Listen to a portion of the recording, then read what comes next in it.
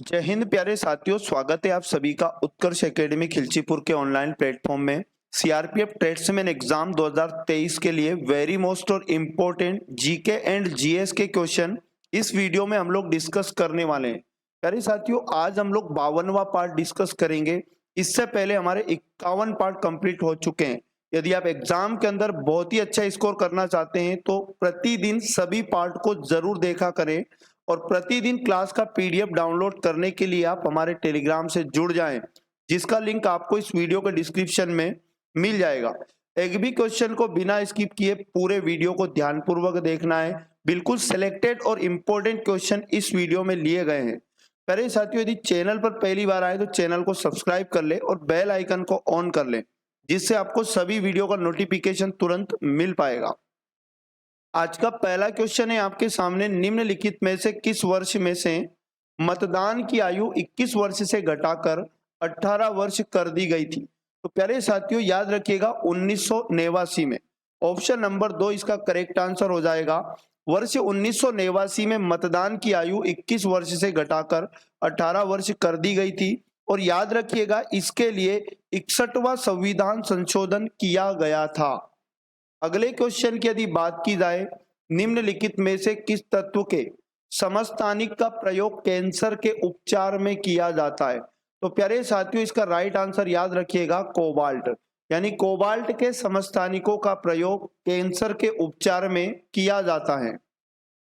अगला क्वेश्चन है, प्रसिद्ध भारतीय स्वतंत्रता सेनानियों में से एक लोकमान्य बाल गंगाधर तिलक समाचार पत्र के संस्थापक भी थे। तो राइट आंसर आपको याद रखना है मराठा और केसरी, ये दोनों समाचार पत्र के संस्थापक याद रखिएगा लोकमान्य बाल गंगाधर तिलक थे। आगे यदि बात किया जाए नेक्स्ट क्वेश्चन की, हॉकी में जूनियर एशिया कप 2023 किस किस टीम ने जीता? आईएमपी क्वेश्चन लगाइएगा 2023 का, हाईलाइट करंट अफेयर से। तो हॉकी में जूनियर एशिया कप 2023 याद रखिएगा भारत ने जीता। ऑप्शन नंबर 3 इसका करेक्ट आंसर हो जाएगा। और भारत ने पाकिस्तान को इसमें हराया है। और जूनियर पुरुष एशिया कप ने यहाँ भारत का टोटल चौथा खिताब था। आगे यदि बात करें, गोल्डन ग्लोब पुरस्कार विजेता गीत जो है नट्टू नट्टू, इसके रचनाकार कौन है? तो इसका राइट आंसर याद रखिएगा एम कीरावनी। तो याद रखिएगा एम कीरावनी, ऑप्शन नंबर 2 इसका सही जवाब हो जाएगा। इसने गोल्डन ग्लोब पुरस्कार जीता है। गीत का नाम है नट्टू नट्टू। और याद रखिएगा ये एक भारतीय तेलुगु भाषा का गीत है और इस गाने के निर्माण की पूरी प्रक्रिया 19 महीने लगे थे पूरी प्रक्रिया में। अगला क्वेश्चन है, 2011 की जनगणना के अनुसार देश का दूसरा सबसे कम आबादी वाला राज्य है। तो दूसरा सबसे कम आबादी वाला राज्य पढ़ने से पहले सबसे कम आबादी वाला राज्य पहले नंबर का कौन है? तो याद रखिएगा सिक्किम। सिक्किम की जनसंख्या सबसे कम है सभी भारतीय राज्यों में। और सेकंड नंबर का सबसे कम आबादी वाला अगर आपसे पूछा जाए तो मिजोरम याद रखना है। ऑप्शन नंबर 4 इस क्वेश्चन का बिल्कुल सही जवाब हो जाएगा। अगला क्वेश्चन है, निम्नलिखित में से किस स्थान पर रग्बी इंडिया ने अपनी 8वीं जूनियर और 10वीं सीनियर चैंपियनशिप शुरू की? तो रग्बी इंडिया ने अपनी 8वीं जूनियर और 10वीं सीनियर चैंपियनशिप जो शुरू की थी पुणे में की थी। ऑप्शन नंबर 2 इसका करेक्ट आंसर याद रखिए। अगला क्वेश्चन है, 1960 की सिंधु जल संधि के अनुसार भारत को 3 पूर्वी नदियों पर नियंत्रण दिया गया था। तो प्यारे साथियों याद रखिएगा 1960 में सिंधु जल संधि हुई थी जिसमें भारत को 3 पूर्वी नदियों पर नियंत्रण दिया गया था।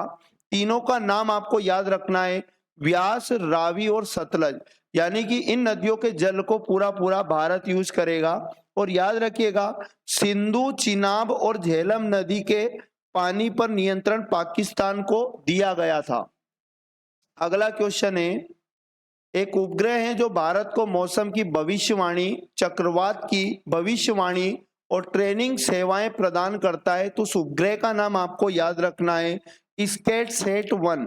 ऑप्शन नंबर 2 इसका करेक्ट आंसर हो जाएगा। और इसे याद रखना 26 सितंबर 2016 को लॉन्च किया गया था। और इसे 2016 में याद रखना सतीश धवन अंतरिक्ष केंद्र जो श्रीहरिकोटा में है वहां से लॉन्च किया गया था। अगला क्वेश्चन है 10 नंबर का। पंडित रविशंकर एक प्रसिद्ध वादक थे। तो पंडित रविशंकर एक, याद रखिएगा, सितार वादक थे। ऑप्शन नंबर 3 इसका करेक्ट आंसर हो जाएगा। और प्रसिद्ध संतूर वादकों के नाम आपको मैं रिवाइज करा देता हूं। तरुण भट्टाचार्य, भजन सोपोरी और अल्लास बापट, इन तीनों के नाम फेमस हैं। और प्रसिद्ध तबला वादक के नाम आपको बोलने हैं किशन महाराज, जाकिर हुसैन, निखिल घोष। और शहनाई वादक के नाम आपको याद रखना है अनंत लाल, बिस्मिल्लाह खान, अली अहमद, हुसैन खान। तो ये इंपॉर्टेंट क्वेश्चन है जो आपको रिवाइज करना है एग्जाम के अंदर आने के। बहुत ज्यादा ऐसे क्वेश्चनों के चांसेस होते हैं। अगला क्वेश्चन है 11 नंबर। शिमला समझौते पर 2 जुलाई 1972 को और द्वारा हस्ताक्षर किए गए थे। तो याद रखिएगा 2 लोगों के शिमला समझौते पर हस्ताक्षर हुए थे। राइट आंसर याद रखिएगा इंदिरा गांधी और जेड.ए. भुट्टो। और जेड.ए. भुट्टो का नाम जुल्फिकार अली भुट्टो है। ऑप्शन नंबर 1 इसका बिल्कुल राइट आंसर आपको याद रखना है। अगला क्वेश्चन है हमारे पास 2022 में विश्व में ग्रीन हाउस गैसों के उत्सर्जन में भारत किस स्थान पर था। तो ग्रीन हाउस गैसों के उत्सर्जन में भारत का जो स्थान था 2022 में, अगर एग्जाम में पूछ ले, 10वां याद रखना है। ऑप्शन नंबर 4 इसका सही जवाब हो जाएगा। अगला इंपॉर्टेंट क्वेश्चन है रंग राजन समिति का संबंध निम्नलिखित में से किससे है। तो प्यारे साथियों, रंग राजन समिति का संबंध देश में गरीबी का मापन करने से है। ऑप्शन नंबर 4 इसका सही जवाब है। और याद रखिएगा योजना आयोग ने रंग राजन समिति का गठन 2012 में किया था। अगला क्वेश्चन है 14 नंबर। नाम बदलने से पहले माउंट एवरेस्ट को केवल के रूप में जाना जाता था। तो सही जवाब याद रखना, नाम बदलने से पहले माउंट एवरेस्ट को पीक XV के रूप में जाना जाता था। ऑप्शन नंबर 3 करेक्ट आंसर याद रखिए। अगला क्वेश्चन है मनीष नरवाल और सिंगराज अधाना निम्नलिखित में से किस खेल से संबंधित है। तो याद रखिएगा नाम है दोनों के फेमस, मनीष नरवाल और सिंगराज अधाना। ये दोनों याद रखिएगा निशानेबाजी खेल से संबंधित है। ऑप्शन नंबर 2 करेक्ट आंसर याद रखिएगा। अगला क्वेश्चन है हमारे पास भारतीय संविधान में न्यायिक समीक्षा निम्नलिखित में से किस पर आधारित है। तो प्यारे साथियों, भारतीय संविधान में जो न्यायिक समीक्षा है विधि द्वारा स्थापित प्रक्रिया पर आधारित है। ऑप्शन नंबर 2 इसका करेक्ट आंसर छाप के रखना है। अगला क्वेश्चन है इंपॉर्टेंट, निम्नलिखित में से किस व्यक्ति ने सुहल जर्मनी में चल रहे 2023 ISSF विश्व कप जूनियर में पुरुषों की 10 मीटर एयर राइफल में स्वर्ण पदक जीता था। तो याद रखिएगा धनुष श्रीकांत इनका नाम हो जाएगा। ऑप्शन नंबर 1 बिल्कुल करेक्ट आंसर है। अगला इंपॉर्टेंट क्वेश्चन है IPL 2023 में super striker of the year का अवार्ड किसने जीता। तो IMP super striker of the year का अवार्ड अगर एग्जाम में पूछ ले, याद रखिएगा Glenn Maxwell. Option number 2 correct answer याद रखना है। अच्छा, कुछ इंपॉर्टेंट अवार्ड में रिवाइज करा देता हूं। IPL 2023 इंपॉर्टेंट है आगामी परीक्षाओं के लिए। पर्पल कैप का खिताब अगर एग्जाम में पूछ ले तो मोहम्मद शमी बताइएगा। और ऑरेंज कप का खिताब किसने जीता। तो शुभमन गिल आपको याद रखना है।